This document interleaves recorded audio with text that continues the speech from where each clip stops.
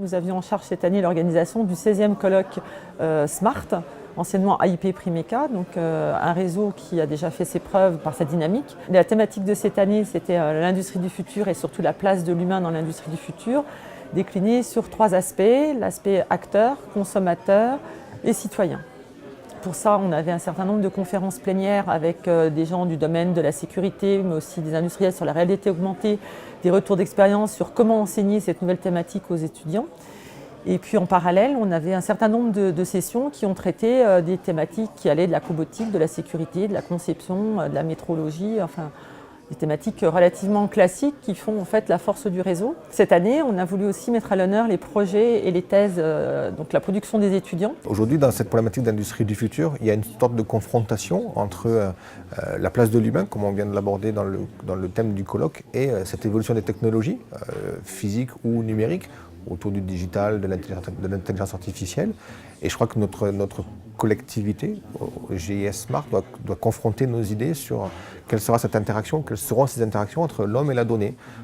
L'homme doit-il toujours driver et piloter les données, ou est-ce qu'on va avoir un autre équilibrage ou un autre pilotage des données de l'homme par les données? Sur le pôle, on a plusieurs actions autour de ça, autour de la cobotisation, donc l'aide à l'opérateur, mais aussi autour des exosquelettes.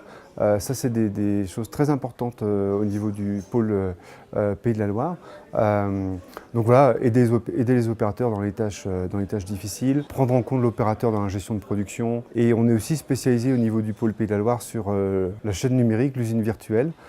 Et dans cette usine virtuelle, il y a évidemment la simulation de la place de l'humain, la prise en compte des ressources humaines, etc. Donc ça, c'est un point clé aujourd'hui des développements du pôle Pays de la Loire. Moi, je suis ici en particulier pour accompagner les travaux des étudiants qu'on encadre en thèse, qui viennent présenter ici à la communauté. L'intérêt de ce colloque en particulier, c'est justement que toute la communauté française du génie mécanique et de mécanique, la conception se retrouve. Nos jeunes peuvent voir les travaux qui sont faits au niveau national, parce que même si on participe à des conférences au niveau international, l'échange local, entre guillemets, une échelle mondiale, je dirais, est quand même très important, aussi bien pour que la communauté puisse avoir un retour sur ces travaux, mais également pour le futur des étudiants, pour qu'ils puissent s'intégrer sur le tissu qu'on a mis en place à travers ce réseau, entre autres. Cette conférence est très importante pour nous parce que ça nous permet de nous rencontrer alors qu'on vient de différentes thématiques, de la robotique, de l'automatisme, du génie industriel. Donc ça nous permet d'élargir notre regard sur l'industrie 4.0. Et l'autre intérêt de ma présence, c'est on n'est pas beaucoup de femmes dans le domaine. Donc c'est aussi de pouvoir amener une réflexion autour de notre position dans cette industrie 4.0 et de pouvoir prendre en compte aussi le phénomène sociétal que peut amener la féminisation des métiers, sachant que ces métiers sont du coup beaucoup moins physiques qu'avant et beaucoup plus ouverts à la féminisation. Notre objectif est la mutualisation des moyens de productique et de conception mécanique.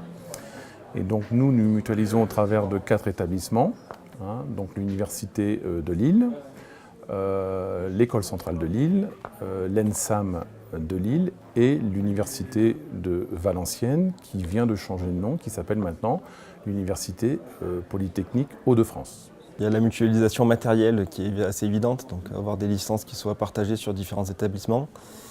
De la mutualisation de moyens physiques, où là on va avoir éventuellement des ateliers qui soient partagés entre différents partenaires. Et puis dans certains cas on peut avoir effectivement du personnel ou des compétences qui puissent être ponctuellement mutualisées pour mener à bien certains projets.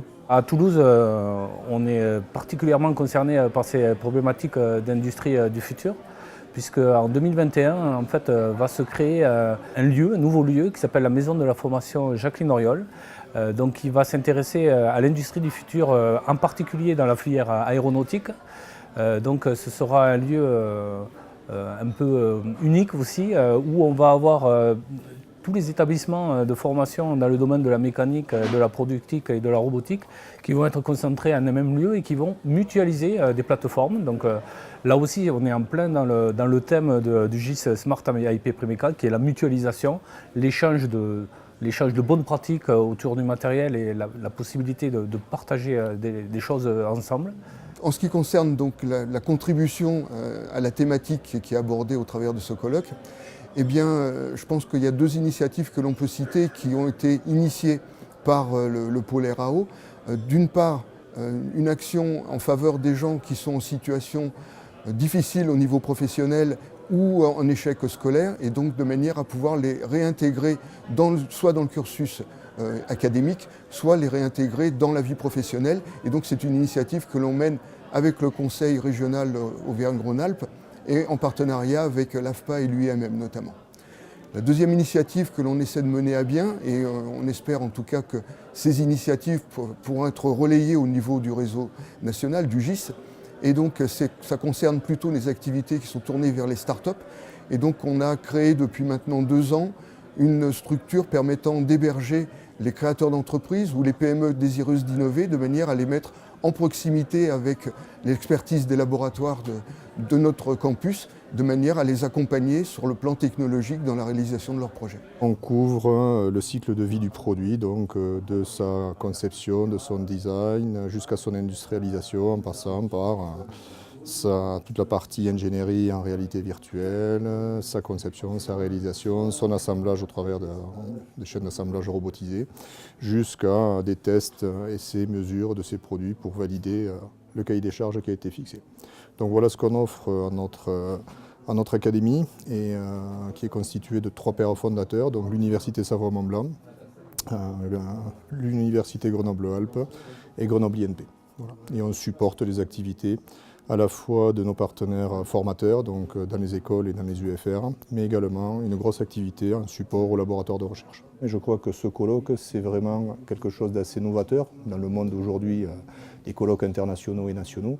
C'est-à-dire qu'on a véritablement ce triptyque, à la fois la formation, à la fois la recherche, mais également l'industrie. D'ailleurs, il y a bien des industriels qui sont systématiquement présents à notre colloque. L'objectif étant peut-être de